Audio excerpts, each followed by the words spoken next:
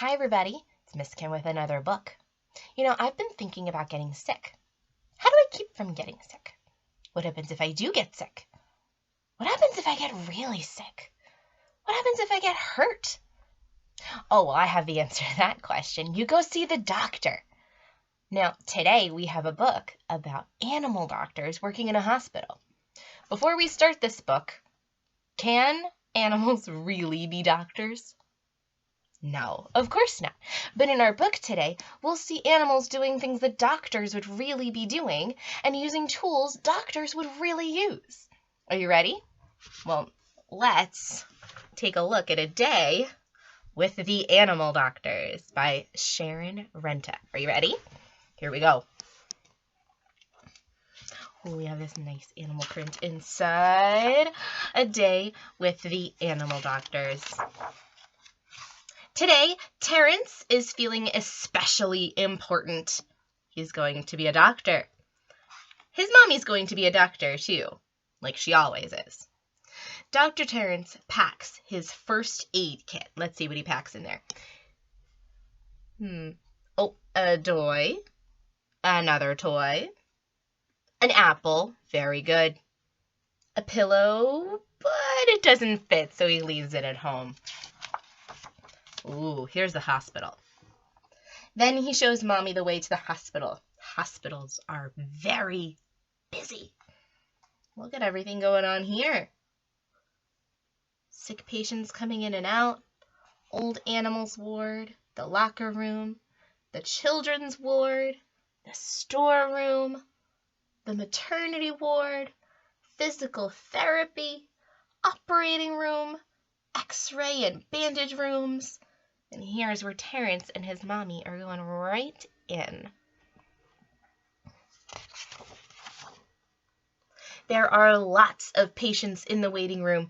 Waiting can be quite boring. So Dr. Terrence shows them his best dance moves.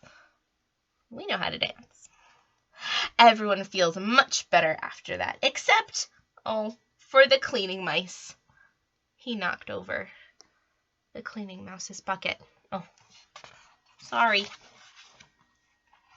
Some patients need to see a doctor. See, there's Dr. Chimp, there's Dr. Yak, Dr. Zebra, Dr. Mommy, and Dr. Terrence. All the doctors have tails, except Dr. Chimp. These are some of the things that doctors use to make people better. And even though animals can't be doctors, these are real doctor tools. Are we ready? There's a stethoscope for listening to your heart and your lungs, bandage, a watch, a syringe, that's like a needle, a thermometer, and a nice cup of tea. Everyone needs a nice cup of tea. They also use bedside manner, which means being nice to people. Dr. Terrence has an especially good bedside manner. Do you see? He's giving hugs. Good bedside manner. Some patients need to see a nurse. This is Nurse Glenda.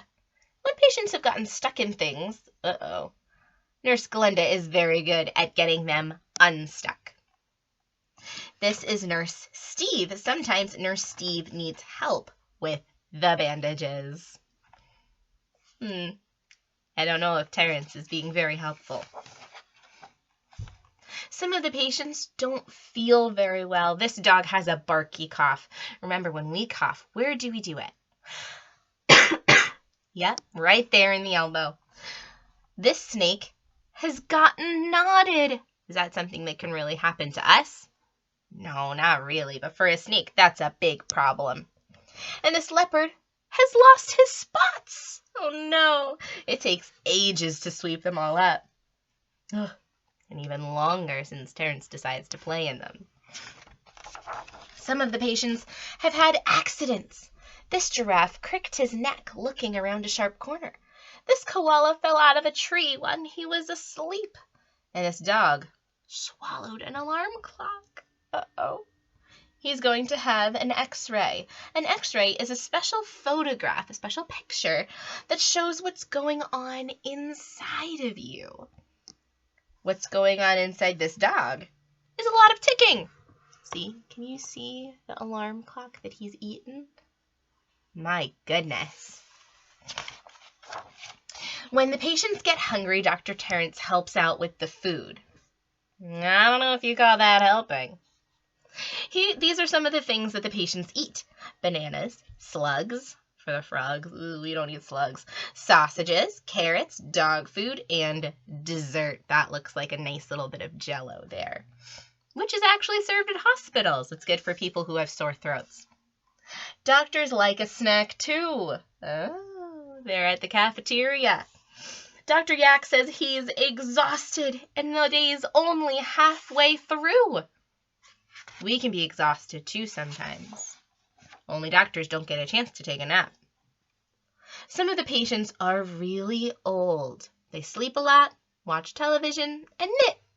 Then they tell Dr. Terrence about what it was like when they were little. And then they fall asleep again. This crocodile has lost his false teeth. Oh no, he lost his real teeth, so he got fake teeth, and now he's lost those. What's that silly alligator gonna do? Aww, some patients are waiting to be born, like these tadpoles, this crocodile and an egg, this ant, so tiny, snake, chicken egg, a goose, a seagull, a duck, and an ostrich egg. Some patients have only just been born. Dr. Terrence sings the babies a lullaby. Rock-a-bye, baby. Oh, squeal, growl, howl, meow, squeak, squeak, squawk, squeal, oink. I think they start to sing along too. Some of the patients are very big. They can make the biggest fuss. Some patients are only little. They often need to do a lot of bouncing. This is where kids who are sick stay, the children's ward, like we saw earlier. It's important for doctors to do bouncing too. Oh, there's Dr. Terrence bouncing with everybody else. That poor cleaning, those poor cleaning mice. But sometimes, even doctors can have accidents. I don't know what happened. Oh, Terrence fell and hit his head. Then they need 3 things. A cuddle, here, a bandage, here, and a lollipop. Not everybody needs the lollipop, but it's nice. At the end of a long day, doctors get tired. Then they have to go home. All doctors and teachers, too, have a home to go to. For a bath and a bedtime story. But a good doctor is never really off duty. See? Still working. Still working. It's hard work being a doctor. Night-night, Dr. Terrence.